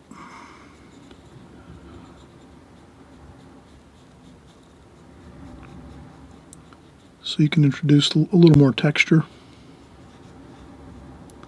to a few areas.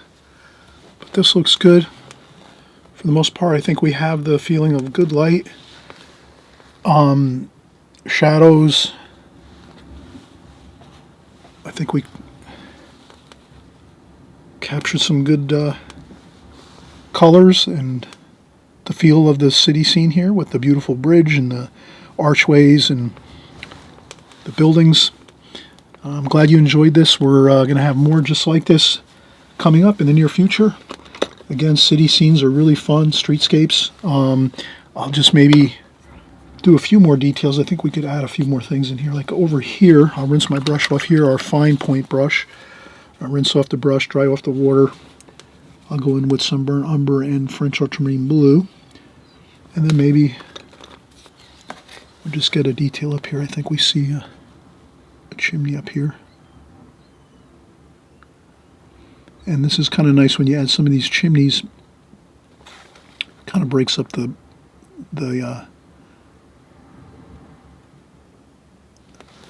lines a little bit. And then over here,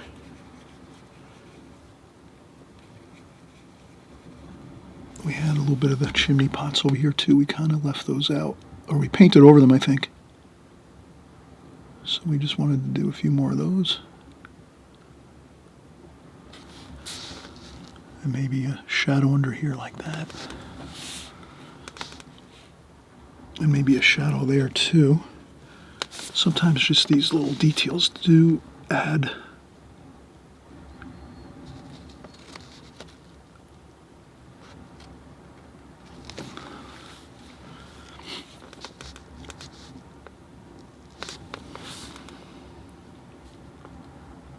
And sometimes bits of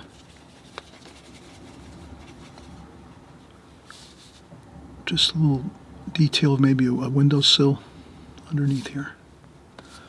Like that. Same here. Windowsill. Some darker paint. Hard to get these a little bit because of the thick paint over here.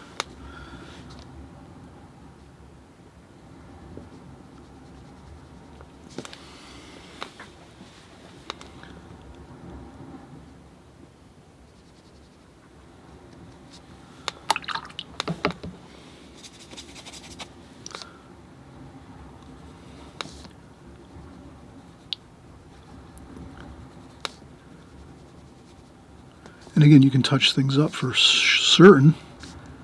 If you see anything you don't think looks pleasant to yourself, you just go in and touch it on up. At the end of the day, you have to be happy with your painting. And we'll just continue to do a little more of some touch-ups. So I'm just going to look around, basically, and see if I can see anything that I could just improve upon a little bit. Maybe this is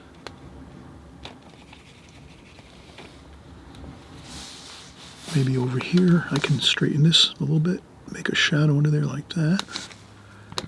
That looks a little better. I think I lost track of my shadow under here.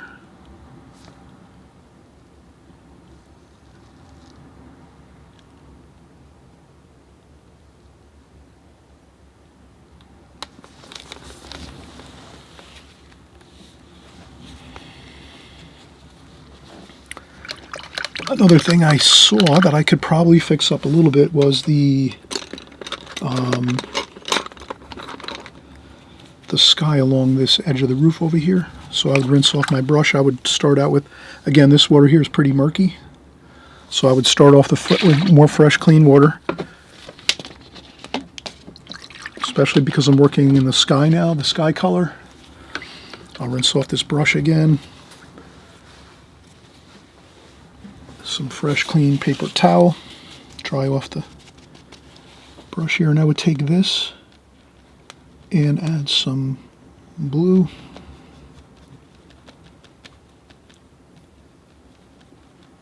Maybe some French ultramarine blue. Maybe a little bit of that purple color. We could get that from here maybe. And then I would just pick some of that up and see if I could. And this would be a good time now to just kind of get this.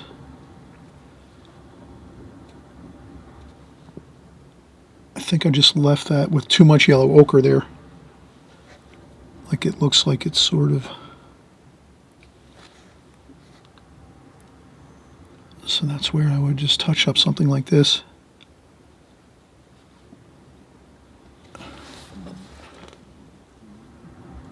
And then just tie it in like that carefully.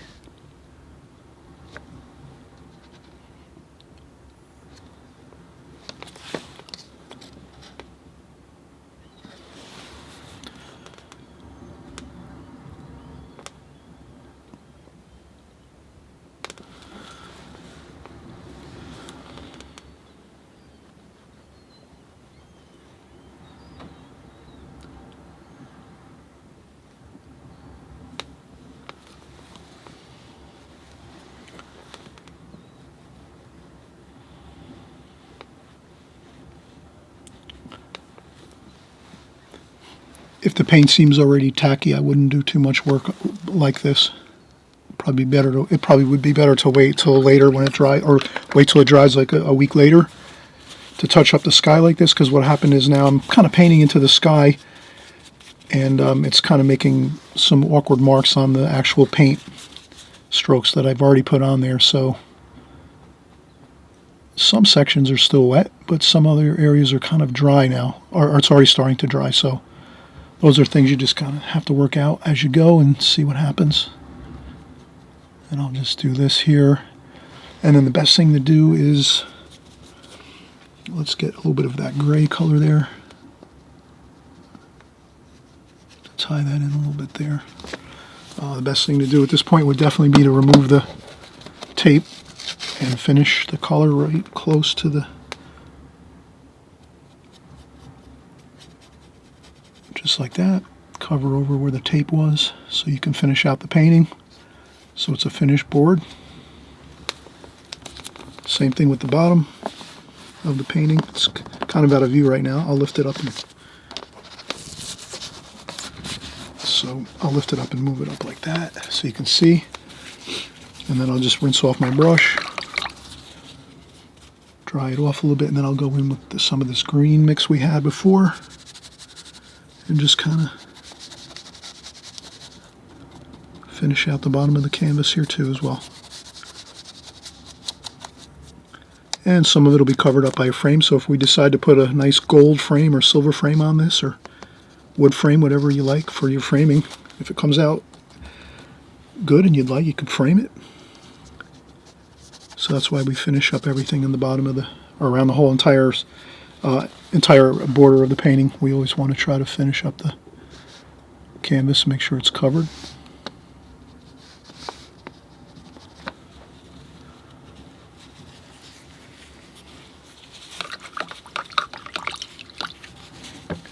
And I think what I would do is, at this point, I would actually add another chimney over here.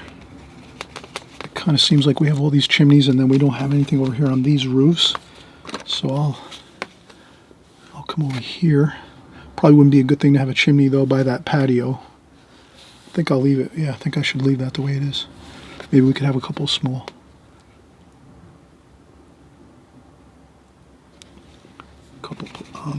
Maybe some vents here.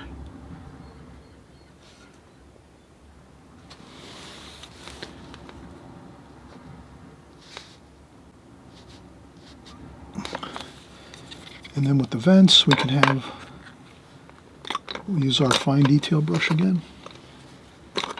And use some of that purple color. Actually, I would rinse off my brush, dry off my brush on a paper towel. I come over and get some blue and some red, alizarin crimson, kind of a purplish color. Then maybe gray it down with a little bit of burnt umber. So we have sort of a shadow color. And then we can do some shadows for these chimneys like this. Like that.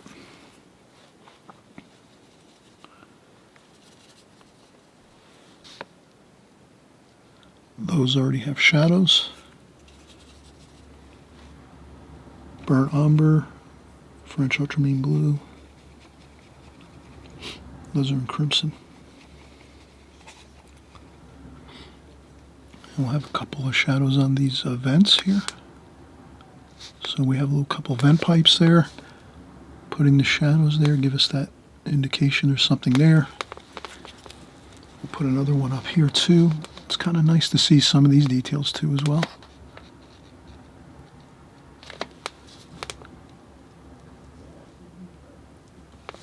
Like that.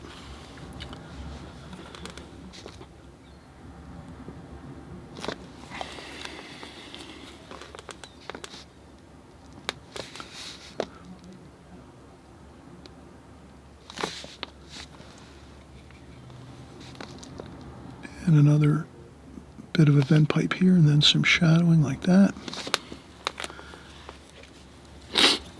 And that's what's good about adding these final details. You can see some shadowing. That helps the painting. It gives like a definite feeling of light where you're seeing light and shadow. Just want to make sure we're seeing the verticals as well. Just subtle things like that, really.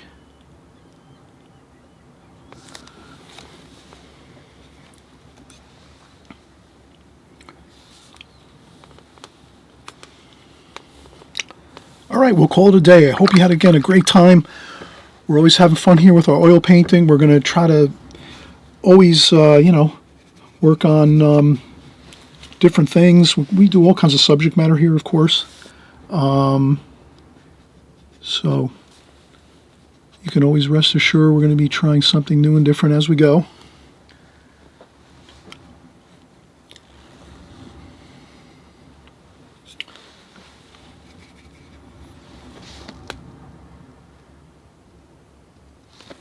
And maybe a little bit of a detail here, not too much though, maybe just in a few spots, make a little bit of a darker line. That might be like a trim or something on the rooftop here.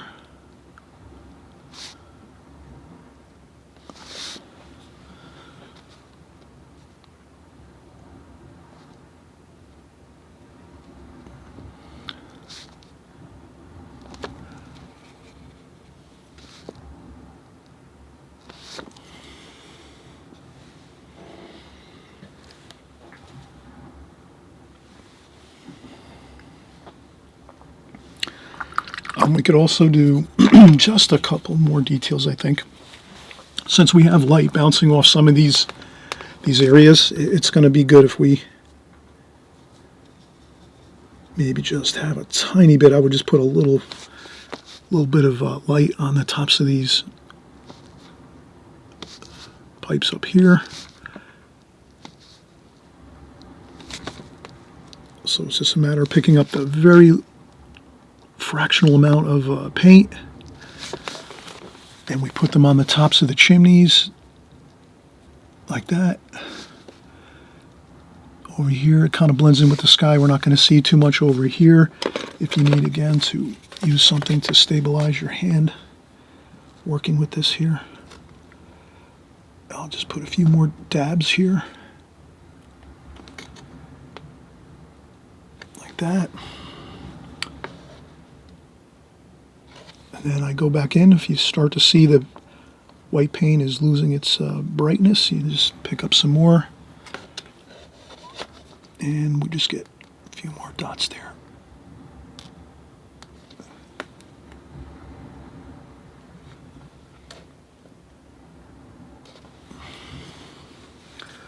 And then if it looks like too much, not a problem. Blot it up.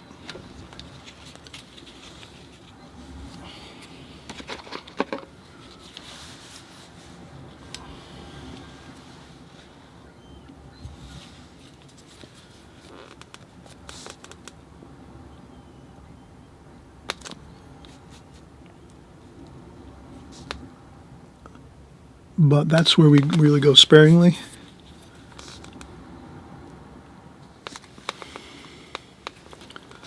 Same thing up here. This should be a couple highlights there.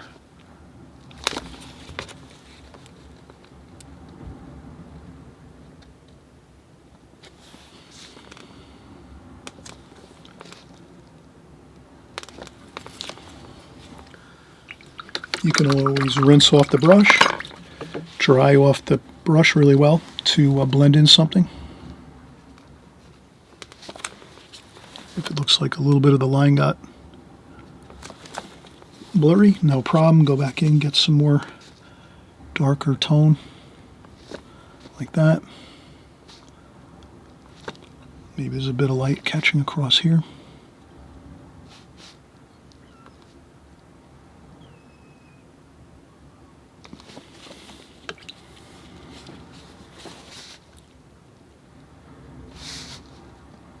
And that would be very dark there. One more bit of darks I think we need there. Black and burnt umber and French ultramarine blue. That's going to be a dark there, and then a shadow. Like that.